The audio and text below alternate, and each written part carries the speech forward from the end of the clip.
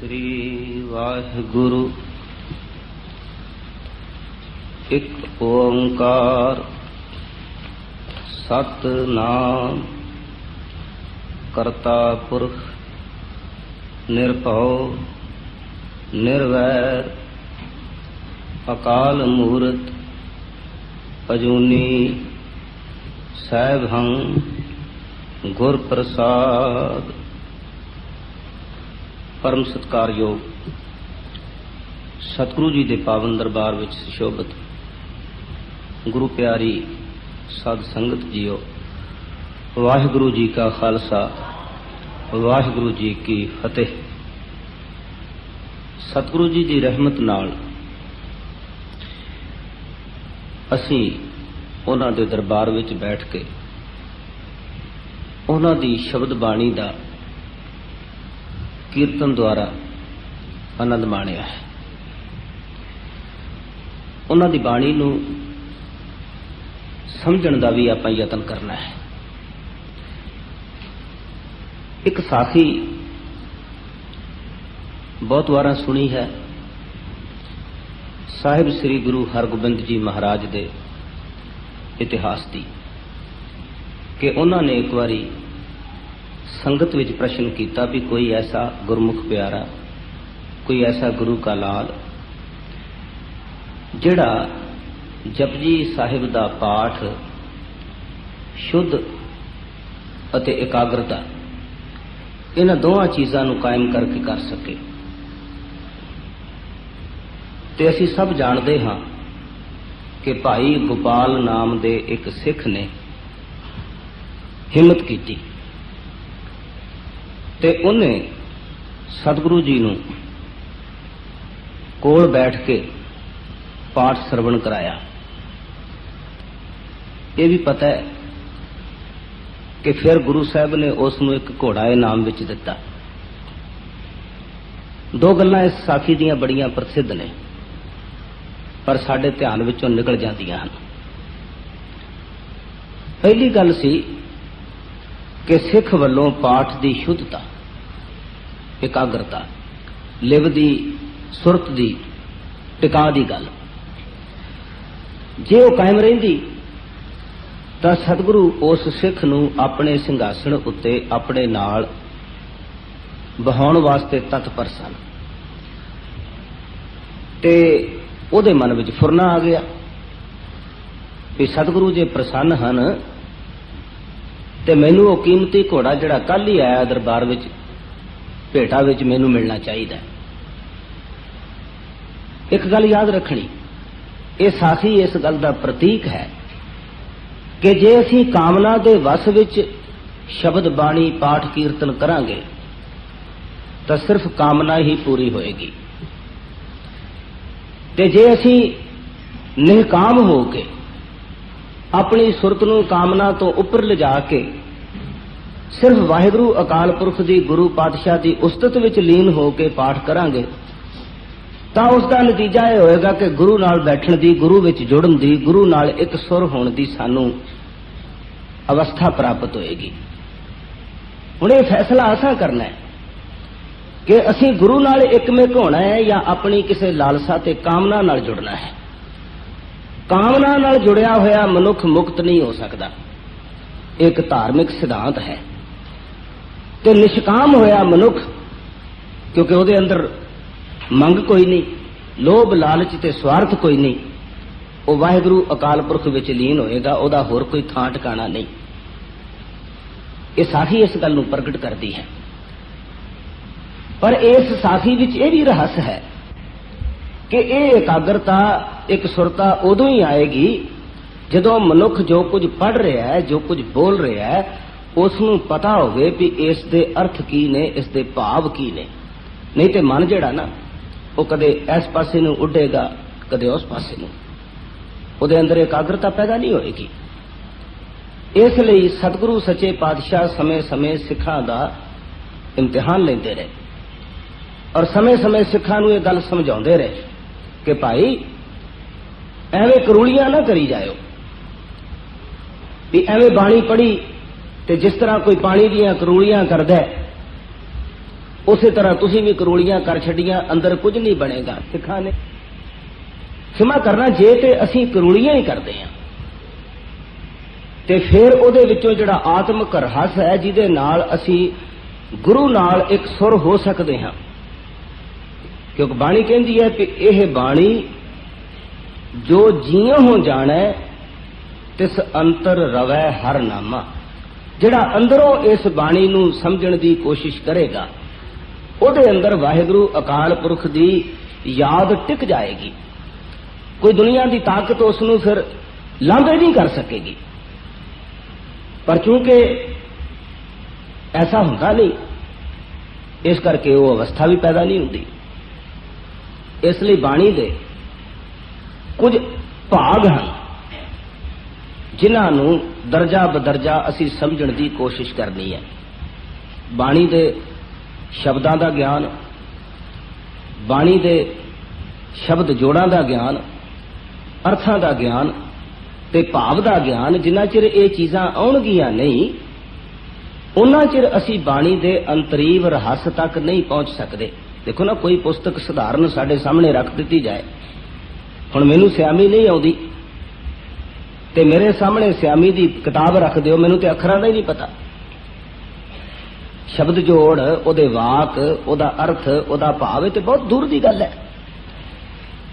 ਇਸੇ ਤਰ੍ਹਾਂ ਸ੍ਰੀ ਗੁਰੂ ਗ੍ਰੰਥ ਸਾਹਿਬ ਜੀ ਜੋ ਗੁਰਮੁਖੀ ਅੱਖਰਾਂ ਵਿੱਚ ਪੰਜਾਬੀ ਬੋਲੀ ਸਾਡੀ ਆਪਣੀ ਲਿਖਤ ਹੈ, ਜੇ ਉਹਦੇ ਸ਼ਬਦ ਅਰਥ ਭਾਵ ਸਾਨੂੰ ਨਹੀਂ ਆਉਂਦੇ ਤੇ ਖਿਮਾ ਕਰਨਾ, ਉਹਦੇ ਅੰਦਰ ਜਿਹੜਾ ਆਤਮਿਕ ਰਹੱਸ ਹੈ ਉਹਦੇ ਤੱਕ ਅਸੀਂ ਨਹੀਂ ਪਹੁੰਚ ਸਕਦੇ।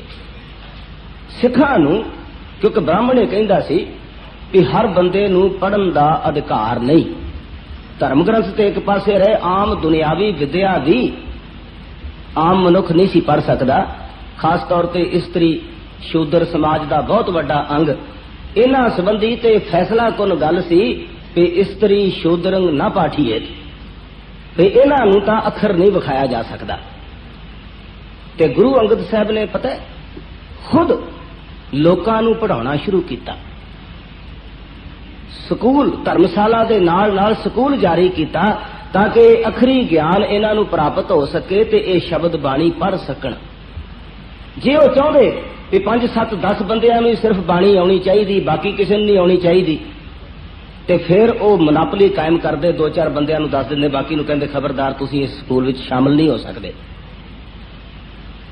ਲੇਕਿਨ ਗੁਰੂ ਸਾਹਿਬ ਨੇ ਤੇ ਗੱਲ ਹੀ ਹੋਰ ਕਹੀ। ਉਹ ਕਹਿੰਦੇ ਨੇ ਇਹ ਜਿਹੜੀ ਧਰਮਸ਼ਾਲਾ ਹੈ ਇਹ ਤੇ ਸਾਡਾ ਸਕੂਲ ਹੈ, ਇਹ ਸਾਧ ਸੰਗਤ ਸਾਡਾ ਸਕੂਲ ਹੈ। ਇਸ ਸਕੂਲ ਵਿੱਚੋਂ ਅਸਾਂ ਇਸ ਬਾਣੀ ਦਾ, ਇਸ ਧਰਮ ਦਾ, ਇਸ ਆਤਮਿਕ ਰਹੱਸ ਦਾ ਗਿਆਨ ਪ੍ਰਾਪਤ ਕਰਨਾ ਹੈ। ਅੱਜ ਵੀ ਕੁਝ ਲੋਕ ਮਿਲਦੇ ਨੇ, ਬੜਾ ਵਾਸਤਾ ਪੈਂਦਾ, ਉਹ ਡਰਾ ਦਿੰਦੇ ਨੇ ਲੋਕਾਂ ਨੂੰ, ਆਮ ਬੰਦੇ ਨੂੰ ਡਰਾ ਦਿੰਦੇ ਨੇ, ਕਹਿੰਦੇ ਨਹੀਂ ਉਹ ਤੈਨੂੰ ਮਰਿਆਦਾ ਦਾ ਨਹੀਂ ਪਤਾ, ਤੈਨੂੰ ਪਤਾ ਨਹੀਂ ਕਿਸ ਤਰ੍ਹਾਂ ਸਵੱਛਤਾ ਰੱਖਣੀ ਹੈ, ਤੂੰ ਨਹੀਂ ਨੇੜੇ ਆ ਸਕਦਾ ਗੁਰੂ ਗ੍ਰੰਥ ਸਾਹਿਬ ਦੇ, ਪਾਠ ਨਹੀਂ ਕਰ ਸਕਦਾ, ਇਹ ਅਸੀਂ ਕਰਾਂਗੇ, ਤੁਹਾਨੂੰ ਕੀ ਪਤਾ ਮਰਿਆਦਾ ਕੀ ਹੁੰਦੀ ਹੈ। ਐਸਾ ਭਰਮ, ਐਸਾ ਭੁਲੇਖਾ ਪਾਉਣ ਦਾ ਸਿੱਖ ਡਰ ਜਾਂਦਾ ਵੀ ਹੈ ਮੇਰੇ ਕੋਲੋਂ ਕਿਤੇ ਕੋਈ ਗੁਨਾਹ ਨਾ ਹੋ ਜਾਏ। ਮਾਫ ਕਰਨਾ, ਜੇ ਪਹਿਲੋਂ ਕੋਈ ਪੜਨ ਨਹੀਂ ਲੱਗੇਗਾ ਤੇ ਅਗਲੀ ਗੱਲ ਤੇ ਨਹੀਂ ਨਾ ਆਉਣੀ ਉਹਨੂੰ, ਤੇ ਹੋ ਸਕਦਾ ਪਹਿਲੋਂ ਉਹ ਗਲਤ ਪੜੇ ਕਦੇ ਠੀਕ ਵੀ ਪੜਨ ਲੱਗ ਪਏਗਾ। ਪਰ ਜੇ ਉਹਨੂੰ ਡਰਾ ਹੀ ਦਿੱਤਾ ਜਾਏ ਕਿ ਤੂੰ ਇਹਦੇ ਨੇੜੇ ਹੀ ਨਹੀਂ ਆ ਸਕਦਾ, ਫਿਰ ਤਾਂ ਗੱਲ ਮੁੱਕ ਗਈ। ਪਰ ਸਤਿਗੁਰੂ ਸੱਚੇ ਪਾਤਸ਼ਾਹ ਨੇ ਕਿਹਾ ਨਹੀਂ, ਸਤ ਸੰਗਤ ਸਤਿਗੁਰ ਚਟਸਾਲ ਹੈ, ਜਿਤ ਹਰ ਗੁਣ ਸਿੱਖਾ। ਇਹ ਗੁਰੂ ਦਾ ਸਕੂਲ ਹੈ, ਇਥੋਂ ਜਿਹੜੀ ਅਸੀਂ ਵਿਦਿਆ ਪ੍ਰਾਪਤ ਕਰਨੀ ਹੈ, ਆਤਮਿਕ ਗੁਣ ਲੈਣੇ ਹਨ ਉਹਦੇ ਚੋਂ। ਇਸ ਲਈ ਜਪਜੀ ਦਾ ਆਰੰਭ ਕਰ ਰਹੇ ਹਾਂ। ਜਪਜੀ ਦਾ ਆਰੰਭ ਹੁੰਦਾ ਹੈ ਮੂਲ ਮੰਤਰ ਤੋਂ। ਅਸਲ ਆਰੰਭ ਜਿਹੜਾ ਹੈ ਜਪਜੀ ਦਾ, ਉਹ ਜਪ ਨਾਮ ਦੇ ਸਿਰਲੇਖ ਤੋਂ ਸ਼ੁਰੂ ਹੁੰਦਾ ਹੈ, ਤੇ ਉਹਦੇ ਬਾਅਦ ਆਦ ਸੱਚ, ਜੁਗਾਦ ਸੱਚ, ਹੈ ਵੀ ਸੱਚ, ਨਾਨਕ ਹੋਸੀ ਪੀ ਸੱਚ। ਇਹ ਜਪਜੀ ਦਾ ਪਹਿਲਾ ਮੰਗਲਾ ਚਰਨ ਹੈ, ਜਿਹਨੂੰ ਪਹਿਲਾ ਸ਼ਲੋਕ ਵੀ ਕਹਿੰਦੇ ਹਾਂ ਅਸੀਂ। ਪਰ ਇਸ ਤੋਂ ਪਹਿਲਾ ਮੂਲ ਮੰਤਰ ਹੈ,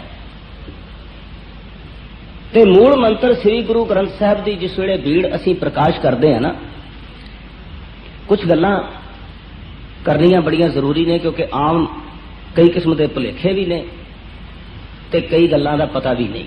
जिन्नी क जानकारी विद्वानां दी संगत विचों लभी है वो तुहाडे नाल सांझी करदा हां।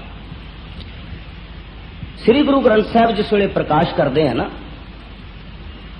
तो सब तो पहला तत्करा आउंदा है, इंडेक्स। इस इंडेक्स तो दे पहले भी मूल मंत्र लिखा होया है। पुरानियां लिखती बीड़ा, अज दियां बीड़ा दे पहलों तो पता होर सिस्टम है, उस दे पहले प्रकाशकां दा नाम आ जाता है, पब्लिशर्स दा कोई सोसाइटी छापदी है उहदा नाम आ जाता है। लेकिन असल आरंभ जिहड़ा है श्री गुरु ग्रंथ साहिब जी का, वो पहलो इंडेक्स है, तत्करा है, ते उस तत्करे दे ऊपर भी मूल मंत्र है। वो भी एक ओंकार तो शुरू होके ते गुरप्रसाद ते समाप्त होता है। गुरु साहब ने, विद्वाना ने एक गल कही है कि सतगुरु सच्चे पातशाह ने इस मूल मंत्र अंदर परमात्मा की गल की है, ते अपने धर्म का, रबी धर्म का, सच्चे धर्म का उच्चा सुचा सिद्धांत इस मूल मंत्र के अंदर बयान कर दिता है। बाणी की जितनी व्याख्या है वो सारी दी सारी का केंद्र ये मूल मंत्र है। इस मूल मंत्र विच वो उत्तम ते श्रेष्ठ सिद्धांत दर्ज ने, जे वो समझ विच आ जाण ते बाणी बहुत सौखी तरीके नाल समझ आ सकती है। सतगुरु जी ने मूल मंत्र का आरंभ अखरां तो नहीं किया, उन्होंने मूल मंत्र का आरंभ किया गिणती तो, गणित शास्त्र तो। एक गल याद रखनी, गणित शास्त्र विच ते आम अखरी शब्द शास्त्र जिहड़े ने उन्हां दे अंदर एक बड़ा वड्डा अंतर है। अखरां दे तोड़ तोड़ के कई अर्थ लोकी कर दिंदे आ, लेकिन जिहड़ी गिणती है, गिणती दे अखर नूं तोड़ के तुसी दूसरा अर्थ नहीं कर सकते। इनू समझण लई इन्नी गल ध्यान विच रख लईए कि जिहड़ा एक है ना लिखिया होया पहलों, वो एक ओदा नां तो बदल सकता है, उन्होंने असीं अंग्रेजी च वन कवांगे, पर्शियन च यक कवांगे, इसी तरह एकम कह देंगे, लेकिन उस एक दा अर्थ नहीं बदलता। गुरु साहब चाहते ना तो ईड़ी सियारी कक्का एक भी उत्थे लिख सकते सी, क्योंकि प्रोनाउंसिएशन तो यही है ना। जिवें इंग्लिश विच एक लकीर खिंचते हैं तो कहने तो वन आ ना, तो उन्होंने वन भी लिखा जा सकता है। इसी तरह गुरु साहब उसनूं ईड़ी सियारी कक्का एक भी लिख सकते सी, पर एक नहीं लिखा। क्यों? क्योंकि साडे जिहड़े भाषाई विद्वान ने ना, खास तौर पर हिंदुस्तान में रिवायत रही है।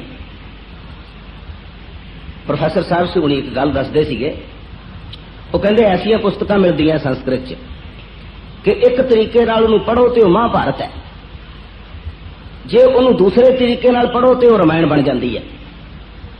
यानी कि शब्दां दे हेर फेर तोड़ फोड़ नाल ये भाषा की अमीरी दीयां गल्लां हन। संस्कृत इहो जी भाषा है जिहदे विच इस तरह की अमीरी मौजूद है कि एक एक लफ्ज के 50-50, 100-100 अर्थ तुहानूं मिल गए, और उसका प्रभाव गुरु ग्रंथ साहिब की लिखत उत्ते पिया, क्योंकि बहुत सारिया भाषावां का मूल वो सी उस वेले। इस करके गुरु साहब ने सब तो पहला एक लिखिया, क्योंकि परमात्मा की गल करनी सी, ते उस समाज विच, उस धार्मिक भाईचारे च ये गल उन्हां करनी सी जिस भाईचारे दे अंदर एक ब्रह्म दी, एक परमात्मा दी गल तां एक किस्म दी खत्म हो चुकी सी। उत्थे अनेक 33 करोड़ देवतियां दी कहानी चलती सी, वख-वख पीरां योगियां सिद्धां दी कहानी चलती सी। कहंदे सन कि परमात्मा है, ब्रह्म है, लेकिन जिस वेले मनण दी गल आउंदी सी ते फिर उसनूं अनेक रूपां दे अंदर देवी देवतियां विच स्थापित करके ਉਹਦੀ वंड करके तोड़ फोड़ करके उन्होंने मनिया जाता सी। इस करके गुरु साहब चूंकि सिर्फ एक परमात्मा तो सिवा किसी होर शक्ति के उपासक नहीं, ते ना किसी होर शक्ति नूं अहमियत देंदे ने, ते ना ये कोई अहमियत किसी दी है। इस करके गुरु साहब ने मूल मंत्र लिखदिया होया, परमात्मा का अद्भुत सिद्धांत देंदिया होया, उन्होंने पहलों गणित शास्त्र का एक लिखिया ताकि ये अर्थ ना बदले जा सकन, इनू तब्दील ना किया जा सके। इसलिए उस एक तो बाद ओंकार सतनाम जितने भी लफ्ज हैं उन्हां दे अर्थ करन लगिया, इथों तक कि सारे गुरु ग्रंथ साहब के अर्थ करन लगिया। असां इस एक नूं कदे नहीं छड्डना। जदों इस एक तो असीं लांभे जाके कोई अर्थ करांगे तां असीं श्री गुरु ग्रंथ साहब दा गुरु साहब दा जो एक परमात्मा ते विश्वास का सिद्धांत है वो नहीं रहेगा। ते जदों उस सिद्धांत तो असीं लांभे हो जावांगे तां माफ करना गुरु की सिੱਖੀ ते गुरमत की गल सानू समझ विच नहीं पैगी। ये एक दा ही सिद्धांत है जिहड़ा देहधारी गुरु नहीं रहण दिंदा। ये एक दा ही सिद्धांत है जिहड़ा बुत प्रस्ती नहीं रहण दिंदा। ये एक दा ही सिद्धांत है जिहड़ा वक्-वक् किस्म के देवी देवतियां दे भरम वहमां नूं तोड़दा है। ये एक दा ही सिद्धांत है जिहड़ा मनुख नूं जम्मण मरण विचों कढ के ते एक विच लीन करदा है। लेकिन जे इस एक नूं असीं लांभे कर देंगे तो फिर बाकी की गल जिहड़ी है वो खत्म हो जाएगी। इसे करके श्री गुरु ग्रंथ साहब के अंदर कुछ पंक्तियां कुछ शब्द ऐसे मौजूद हैं जिहड़े इस एक दी महानता नूं बार बार साडे सामने रखते हैं। कहते ने एक अनेक व्यापक पूरक जत देखो तत सोई। इस तरह दी बहुत पंक्तियां मिल गईयां। मेरा मतलब बहुते प्रमाण देने तो नहीं, जे मैं प्रमाण देना चाहवां तो सैकड़े प्रमाण दे सकदा, ऐसी कोई गल नहीं। लेकिन गल है गल समझण दी। 10 प्रमाण मैं दे दिया तो गल समझ विच ना आवे उहदा कोई फायदा नहीं है। गल असां समझनी है कि सतगुरु सच्चे पातशाह ने गिणती का एक वरत के ते इस सारी विचारधारा नूं एकाग्र कर दिता कि एक परमात्मा तो बिना कोई दूसरी गल जिहड़ी है वो असीं नहीं कर सकते। क्योंकि समा समाप्त है, इस करके अज की गल नूं मैं इत्थे समाप्त करदा। अगले अखर शब्द उन्हां दी विचार उन्हां दे संबंध विच जो कुछ विस्तार है वो हौली हौली तुहाडे नाल मैं साझा करन दा यतन करांगा। लेकिन इस एक दी गल नूं आपां ध्यान विच रखना, क्योंकि ये गल चेते रखनी कि जे अज दी गल समझ विच नहीं आएगी तां कल दी भी नहीं आएगी। ये सिलसिला है, ये नहीं कि किते कोई गल कर दी गई है किते कोई गल कर दी गई है। ये तरतीबवार सिलसिलेवार सारी गलबात लिखी गई है ते असीं उहनूं सिलसिलेवार ही समझण दी कोशिश करनी है ताकि जदों असीं एक ओंकार सतनाम करता पुरख असीं मूल मंत्र दा उचारण करिए ते साडे ध्यान विच ये गल होवे भी इहदा भाव की है। फिर ते ये पढ़िया होया फिर ये सुनिया होया सार्थक होएगा ते अंदर वसेगा। ते जे सानू पता ही नहीं तो फिर तो वह गल है ना कि जे ब्राह्मण संस्कृत के श्लोक पढ़ रहा तो असीं कहने भी एक कुची चरोड़ प्यार खड़काउंदा है, पता नहीं की कह रहा। ये ठीक है, असीं सुन के रस माणते हाँ, लेकिन वो कन रस है। वो तो इधरों सुनिया इधरों निकल गया। नहीं, इसनूं दिमाग की सुरत विच लियाउणा है ताकि ये गल कदे भुले ना कदे विसरे ना। तो जदों ये विसरी ना तो अंत वेले ये ना विसरना ही काम आएगा, क्योंकि फिर सुरत उत्थे जाएगी, फिर सुरत की पकड़ उत्थे होगी। तो इन्हें अखरां नाल ही अज दी विचार समाप्त करदा होया खिमा दा जाचकां। वाहिगुरू जी का खालसा वाहिगुरू जी की फतेह।